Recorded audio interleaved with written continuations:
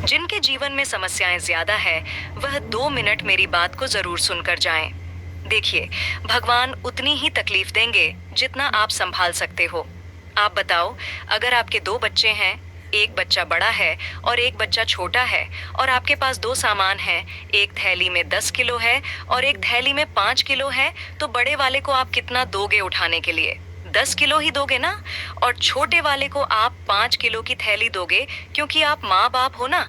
आपको पता है कि आपके बच्चे इतना ही संभाल सकते हैं। इसी तरह भगवान भी हमारे माँ बाप है। वह समझते हैं कि यह इतना ही झेल सकता है, इसको इतना ही दो। लेकिन अगर आपको लगता है कि आपको ज्यादा तकलीफ मिल रही है, तो समझ लो आपकी क्षमता बहुत मजबूत है और आप कुछ बड़ा करने के लिए बने हो।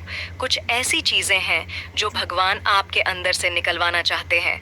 आपके अंदर उतनी क्षमता नहीं है जितनी आप समझ रहे हो, बल्कि उससे कहीं ज्यादा है। इसलिए आपको ज्यादा परेशानी मिल रही है, क्योंकि आप में ज्यादा क्षमता है परेशानी से लड़ने की और उनको संभालने की। इसलिए जिंदगी में कभी हार मत मानो। आज नहीं तो कल आप भी इन सब समस्याओं से बाहर निकल जाएंगे। आपकी समस्याएं ही आपकी ताकत हैं। और हाँ, तलाक होने के बाद एक लड़की ने दिल छूने वाली बात कही। दोस्तों, 1 मिनट टाइम निकालकर जरूर सुनना। मेरे पति से थोड़ी कहासुनी होने के बाद मैं मायके आ गई। वो मुझे लेने मायके आए थे, लेकिन तब कुछ रिश्तेदार और कुछ मायके के लोगों की बातों में आकर मैं साथ नहीं गई। उल्टा उन्हें झूठा दहेज के केस में फंसा दिया। अब कोर्ट के चक्कर लगवाकर मुझे मजा आ रहा था, लेकिन केस झूठा होने के कारण मेरे पति बाइज्जत बरी हो गए। उनकी दोबारा शादी भी हो गई। तलाक को अब 6 साल हो गए। मैं घर पर ही बैठी हूँ। मायके वाले भी अब मुझे बोझ समझने लगे। दोस्त भी सब अपनी लाइफ में बिजी हो गए हैं। आज सोचती हूँ, जब पति लेने आए थे तब चली जाती तो आज मेरा भी परिवार होता, मेरे भी 2 बच्चे होते और मैं भी अपनी सहेलियों की तरह आज खुश होती। साथ कोई नहीं देगा, सलाह सब देंगे। आखिर में हमारी खुद की जिंदगी तबाह हो जाएगी। आखिर में यही कहूँगी, कहाँ सुनी सभी के घरों में होती है मेरी बहनों। आप किसी के बहकावे में आकर ऐसी गलती न करें जो गलती मैंने की है। बातें अच्छी लगी हो तो लाइक और से कपड़े पहनकर निकली तो बाहर बैठे दादाजी से रहा नहीं गया और बोले, बिटिया ये क्या कपड़े पहने हैं? पोती बोली, सभी रोक टोक लड़कियों के लिए है क्या दादाजी? आप अपने पोते को तो कुछ भी नहीं कहते। वह कुछ भी पहने, रात को कितनी भी लेट आए, उनको तो कोई नहीं रोकता। दादाजी बोले, इधर आओ, मेरे पास बैठो। पोती दादाजी के पास बैठ गई तो दादाजी ने पूछा, पता है हम लोहे को कहाँ रखते हैं? पोती बोली, लोहे को कहीं भी रख दो, उसे कौन उठाता है? दादाजी ने फिर पूछा, बताओ हम सोने को कहाँ रखते हैं?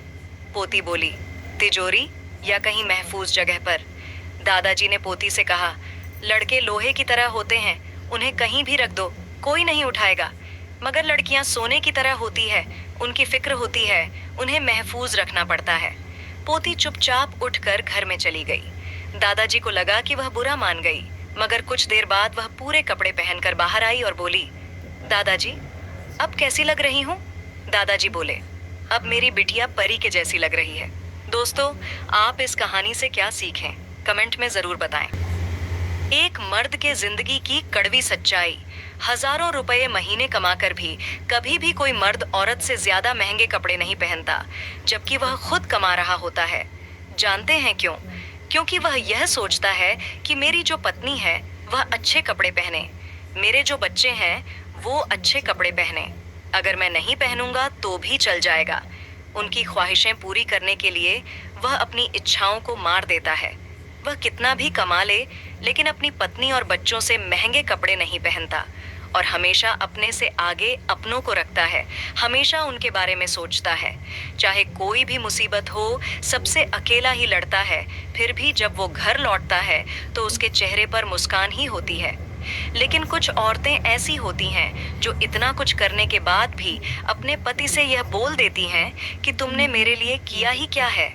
अगर सहमत हो तो यस लिखो, और हाँ, हमें सब्सक्राइब और लाइक करके अपना दोस्त बना लो। हमेशा सही राह दिखाऊंगी।